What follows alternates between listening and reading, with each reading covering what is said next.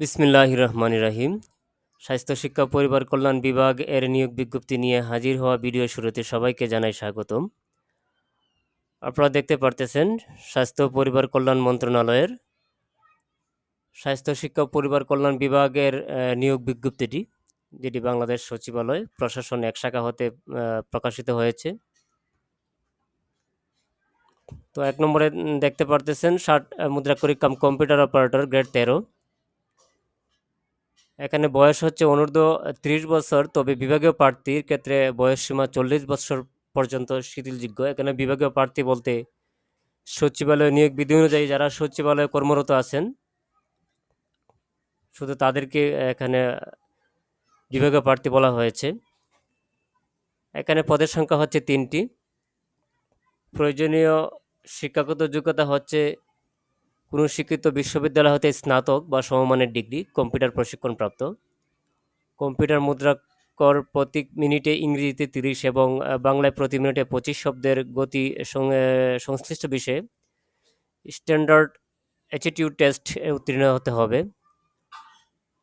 লিপিতে প্রতি মিনিটে ইংরেজিতে ৭০, বাংলায় ৪৫ থাকবে।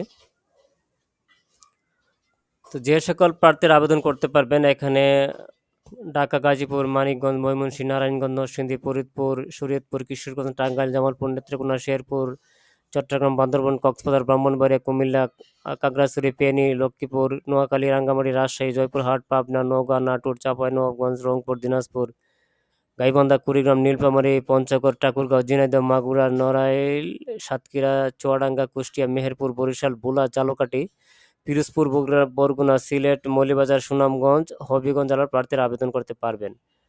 আমি তাড়াতাড়ি বললাম এই কারণে, কারণ প্রত্যেকটা জেলার নাম বলতে অনেক সময় লেগে যাবে, ভিডিওটা অনেক লম্বা হয়ে যাবে, এই জন্য তাড়াতাড়ি বললাম। এই যে সকল জেলার নাম যে সকল জেলার নাম উল্লেখ করলাম, তারা ২ নং পদের জন্য ওই সকল জেলায় প্রযোজ্য হবে। ২ নং পদ দেখতে পারতেছি কম্পিউটার অপারেটর, গ্রেড হচ্ছে ১৩। এখানে বয়স হচ্ছে ৩০ বছর। এখানে বিভাগীয় প্রার্থী শিথিল যুগে কিছু উল্লেখ করিনি। এখানে পদ হচ্ছে ৩টি।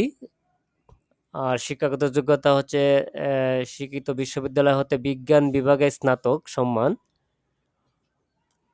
বা সমমানের ডিগ্রি, কম্পিউটার মুদ্রাক্ষরিকা প্রতি মিনিটে বাংলায় ২৫ শব্দ এবং ইংরেজিতে ৩০ শব্দের গতিসহ সংশ্লিষ্ট বিষয়ে স্ট্যান্ডার্ড অ্যাটিটিউড টেস্টে উত্তীর্ণ হতে হবে।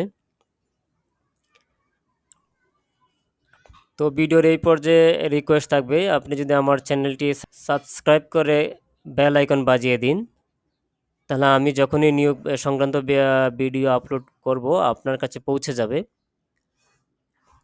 তো ৩ নম্বরে দেখা যাচ্ছে অফিস সহায়ক গ্রেড ২০। এখানে বয়স হচ্ছে ১৮ থেকে ৩০ বৎসর। পদ হচ্ছে ১১টি, অনেক পদ। এখানে শিক্ষাগত যোগ্যতা হচ্ছে কোনো শিক্ষিত বোর্ড হতে মাধ্যমিক, স্কুল সার্টিফিকেট বা সমমান পরীক্ষা উত্তীর্ণ। এখানে যে সকল জেলার প্রার্থীরা আবেদন করতে পারবেন: ঢাকা, গাজীপুর, মুন্সিগঞ্জ, রাজবাড়ী, শেরপুর, চট্টগ্রাম, বান্দরবান, কক্সবাজার, ব্রাহ্মণবাড়িয়া, চাঁদপুর, খাগড়াছড়ি, ফেনী, রাঙ্গামাটি, জয়পুরহাট, নাটোর, চাঁপাইনবাবগঞ্জ, রংপুর, গাইবান্ধা, নীলফামারী, লালমনিরহাট, পঞ্চগড়, খুলনা, যশোর, নড়াইল, বাগেরহাট, সাতক্ষীরা, চুয়াডাঙ্গা, কুষ্টিয়া, মেহেরপুর, ভোলা, ঝালকাঠি, পিরোজপুর, বরগুনা, পটুয়াখালী, সিলেট, মৌলভীবাজার, হবিগঞ্জ, সুনামগঞ্জ জেলার প্রার্থীরা আবেদন করতে পারবেন। তো আমরা যদি নিচে যাই, তাহলে এখানে দেখা যাচ্ছে যে আবেদন পূরণ সংক্রান্ত শর্তাবলী।